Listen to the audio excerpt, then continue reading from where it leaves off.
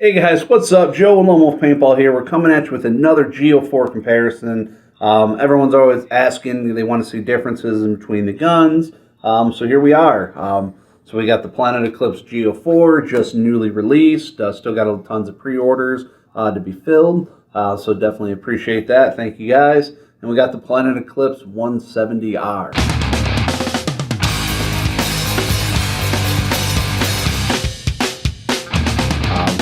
Both very nice markers. Of course, anything Planet Eclipse they do an excellent job with.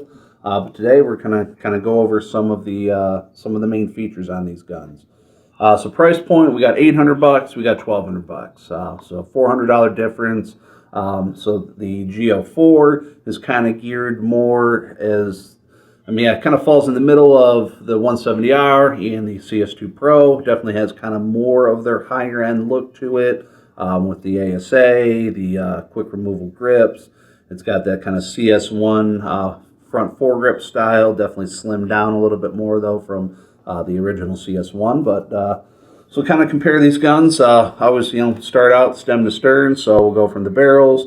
With the 170R, it's just going to come with their standard kind of shaft barrel setup. One tip and one back. Going to be a 6.89 barrel back, 14-inch barrel, twist apart here in the middle.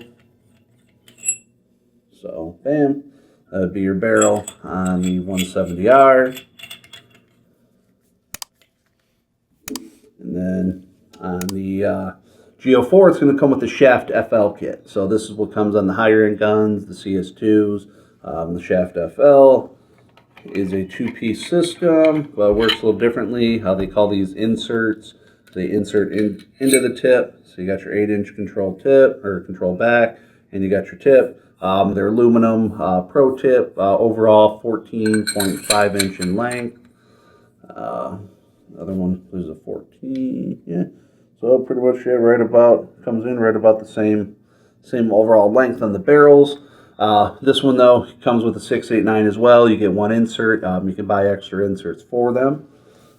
Barrel assembly. As far as the feed necks on them, feed necks are going to be real similar. Thumb wheel, quick lock design.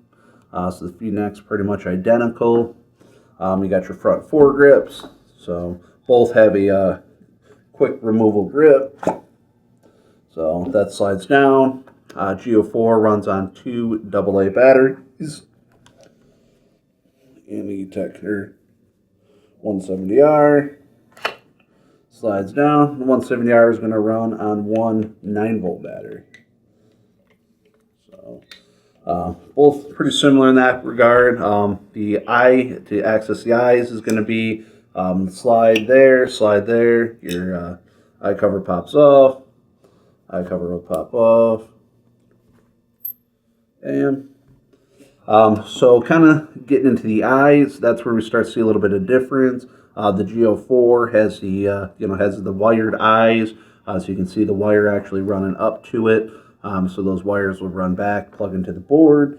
Where the 170R actually has a reflective one, so it's just a little reflector there. You don't have any extra wires, so that does make kind of like a contactless removal. So when you go to take the frame off, you can just undo your front screw here, undo the other screw there, frame just kind of pops off, so we don't have to worry about kind of messing around with the eyes. So there's one nice thing about the 170R, it does have those reflective eyes on it.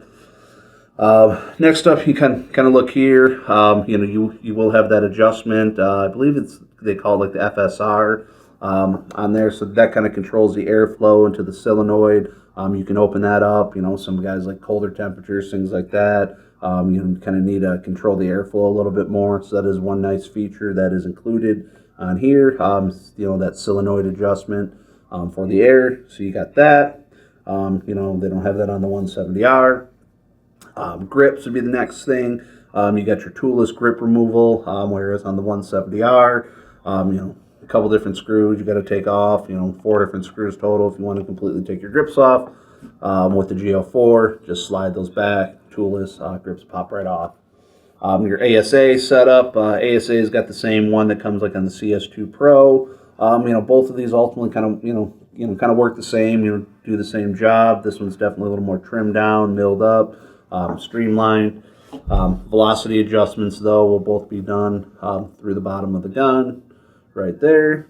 Then both are going to have LCD screens on the back. The Geo 4 comes with like the CS2 style board and screen. That lights up. 170R. Turn those on.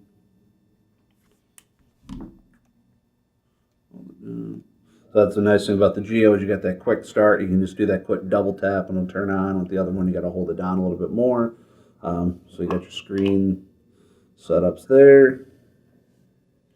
Kind of overall, just now we're holding the guns together. Overall profile. Put them side by side. So real similar side profiles and all that. The trigger systems on these guns are they both actually take the same exact style trigger. So if you do want to upgrade, get one of the infamous triggers, the 1R trigger, because that works in the 170Rs, the original CS1s. So any of those. So yeah, you got your trigger assemblies right here. Both same exact trigger setup on the guns. Make sure we turn this one off. Yeah, and then, from there, eye covers are shaped a little bit different naturally. Like I said, we kind of went over the differences on those. And then really the other main difference is going to be the actual core, the operating system. This one has the original IV core to it, whereas the other one, the 170R, is going to come with the gamma core. So you can kind of see, it's got the blue core, so... You got more air, more milling out of here. A lot more stuff milled out, with the gamma core. So both of these operate a little bit differently. Ultimately, they do the same thing. They shoot paintballs down the field, but have a little bit different, sound signature, a little bit of a different feel with it. Right stock out of the box. The Geo comes with the soft tip already installed. The 170R's just got the normal tip on there. So yeah, that kind of, for the most part, kind of goes over everything. We'll have different comparisons, shooting that type of stuff coming. So this is just kind of a brief overview of the main kind of differences you'll see between the guns. So. And we previously did a comparison with the Geo 4 and the CS2 Pro. So go find that if you wanted to see what the differences are between those two guns. And these are available, of course, at lonewolfpaintball.com. Where we have an all-new website and all the product you could possibly want, shipping worldwide. And go over to the jerkyden.com, get that lean protein, keep you full all day on the couch while you're watching our videos. And I got a question for Joe while he's putting these guns back together. T4 wants to know Freak XL with carbon fiber barrel kit versus the F1 Aculock system. I've always kind of been a fan of the Freak kits. Just the way they operate. The Freak XL is very nice. With that longer control. The carbon fiber barrel looks really nice. So yeah, I'd say I'd probably lean a little bit more towards the Freak. The Aculock definitely has its benefits though too. Those inserts are super heavy duty. They're really thick. You should really never have any trouble messing those up.